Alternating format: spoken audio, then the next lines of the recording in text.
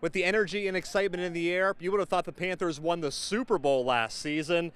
So with the loss, the Gamecocks, as I mentioned, go to 4-6 overall. They've got 2 games remaining on their schedule. They'll head to Texas A&M next week.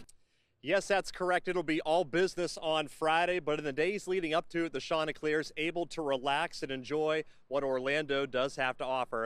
Yeah, quite the night, Candace, for Denny Hamlin as he won stage 1 of the race, followed by Kyle Larson winning stage number 2. Some of the big hitters went out in stage number 2. Connor, on behalf of the Carolina Trust Federal Credit Union and News 13, we would like to present this plaque to you as our Grand Strand Blitz Player of the Week for Week 0. Congratulations.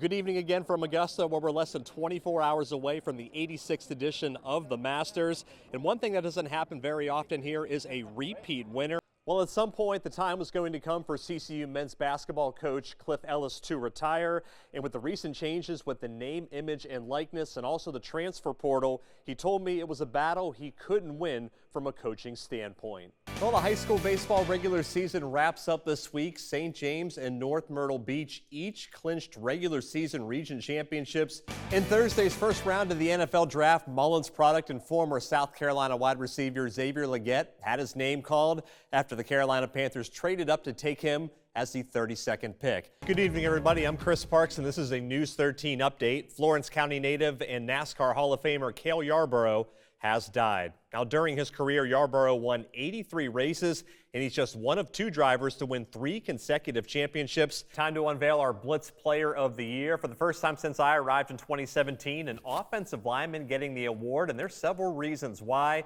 This year, Dillon's Josiah Thompson takes home this prize. Like many, Charlie Reimer checks in with the doctor on an annual basis, but in 2021, on a routine checkup, his world was rocked.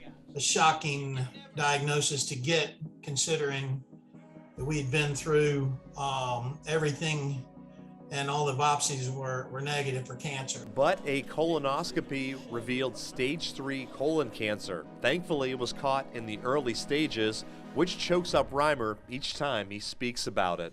And I not had that colonoscopy done and they caught it early. I'm convinced 2 or 3 years down the road from now, they wouldn't have been able to save me.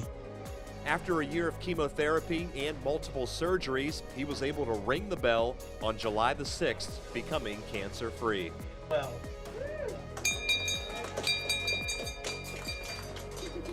get your test, because if you get your test and they find a problem, excuse me for being emotional, they can fix you up. So take advantage of what's out there. I'm convinced it saved my life.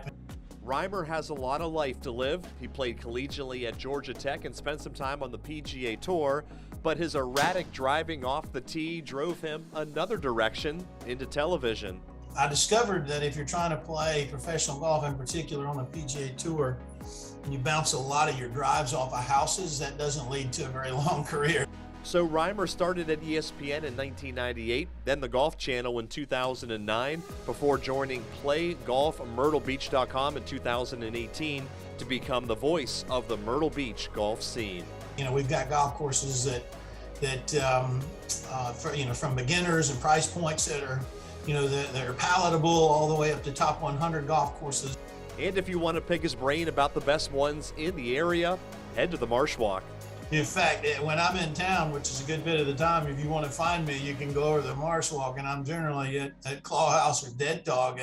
He's always willing to share stories, advice, and chat it up with locals and vacationers. I just hope the big man's got some more work left for me. So I'm only 54. I got a lot of things I want to do. So what went into this decision to say 2024 is going to be your last year here at Coastal Carolina? Surviving 39 years in college athletics of any type or whatever is, it's a lot to be proud of. Felt like 29 years here is, a good place to stop. What's special about Coastal Carolina, your alma mater? You got to coach here for nearly 3 decades. What is special about this place in Conway that you kind of hold near and dear to your heart? Not so much the buildings and the mortar. It's always been about the people. I just feel like that, for some reason I just clicked in this place. It was a great fit for me as a student and an athlete, and always dreamed about coming back here and could I ever be you know, a coach that could, you know, lead us to a World Series at some level. Before that long string of success he's had, there were some early growing pains that questioned Gilmore on whether or not he was the right fit for the job. I'm amazed I didn't get fired after my first 2 years here. We were so bad. I'll never forget sitting in Coach Sasser's office and, son, do you realize that we're used to winning here in baseball? And I'm going like, yeah, man, where I came from, I was used to winning too. Things got much better in 1998, and in 2001, a string of 13 NCAA regional appearances and 14 seasons began, leading up to that World Series title in 2016. Gilmore says if it weren't for one particular sport that was launched on campus, none of this may have been possible. We do not ever win a national championship had we not started football. I mean, we never had a strength coordinator. We didn't have the infrastructure pieces to compete against the best teams in the country until football came here.